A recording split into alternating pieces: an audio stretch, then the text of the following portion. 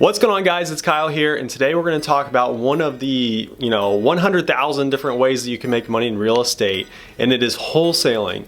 So if you have little to no money, wholesaling can be a great way to get started in real estate.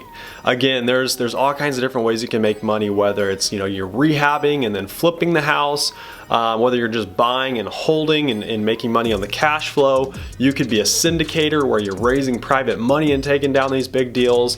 But all of them are probably going to take more level of experience and also probably more capital than what wholesaling does. So you can pretty much do wholesaling with little to no money. Me personally, I believe that you should have some money, at least probably $1,000 to get started, something like that. You could get started without any money, but it's gonna be a lot more difficult. So if you don't know what wholesaling is, I'm gonna break it down really simply for you. Okay, so let's say that you're out driving around and you see a house that has tall grass, or it looks like the windows are broken, or maybe the property looks totally fine. You can call the owner anyways. But what you want to do is you get a hold of the owner of the property and say, "Hey, Mr. Seller, I want to purchase your property for $100,000." And you look at the property and you agree to the price, and then you get a contract. You can pull a contract off the internet. You can call your attorney. But the most important thing about this property is that the contract is assignable.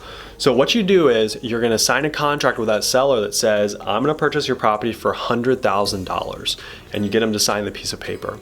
And then what you do is you go find a buyer for that piece of property.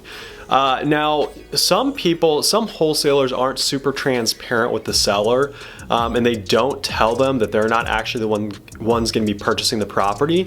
If it was me, I would be completely transparent with them and be like, "Hey, look, you're going to get your $100,000. I may close on it, but I might also flip it to someone else. And are you okay with that?" I think it's important to be fully transparent with the seller.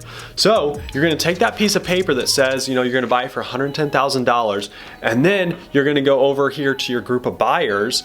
Maybe you've started making a list of construction rehabbers in your area, landlords in your area, and you're going to call all of them and say, "Hey, I got this house on 123 Main Street, and I'm going to sell it to you for $110,000. So notice I marked it up $10,000.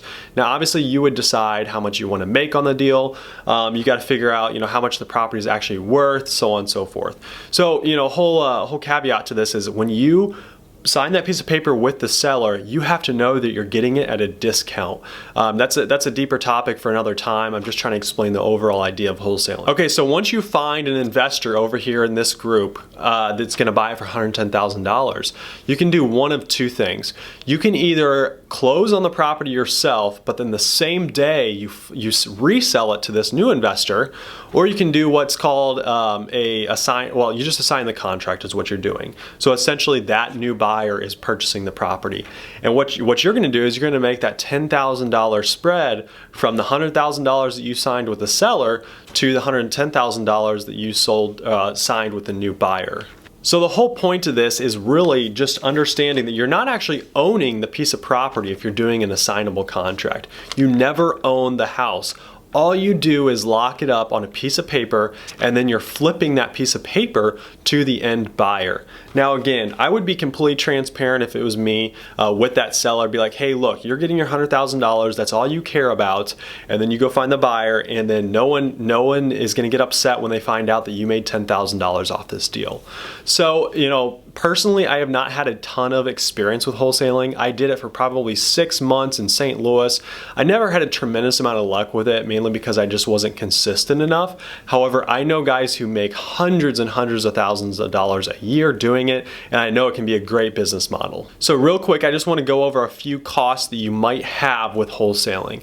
So your number one cost is probably going to be like postage, because a lot of these wholesalers find if they want to do enough deals a month to make a ton of money, they're sending out thousands of mailers a month. So what they're doing is they're going on to websites like listsource.com landlords.com, and you can pull owner names off the internet of of landlords who maybe have owned their property for like 10 plus years, or maybe they have a bunch of equity in the property. So anyways, you build this huge list of sellers or owners, and then you start to mail them letters and say, hey, I want to buy your house. Now, a more affordable way of this would be just jump in your car, go drive around the block, and write down a bunch of addresses of vacant homes. And that's actually what I did. But if you want to scale, you're going to have to start dumping money back into marketing. A phone service is another thing you need to consider. I would highly recommend that you don't just start throwing your personal phone number out all over the place, because you're going to start getting some calls and probably some upset people. So I'd highly recommend doing something like set up a Google Voice number, which is a free service, but then you can upgrade to a better phone service as your business starts to scale. So that's another cost that you need to consider. Things like logos for your company, if you're going to set up an entity for it. But really, you can get started in wholesaling with pretty much no money. Alright guys, so again, I'm no pro at wholesaling. I'm more of a buy and hold investor. However, I just wanted to touch on that way you can get into real estate if you have little to no money. So as always, appreciate you guys watching the video, and we'll talk to you in the next one.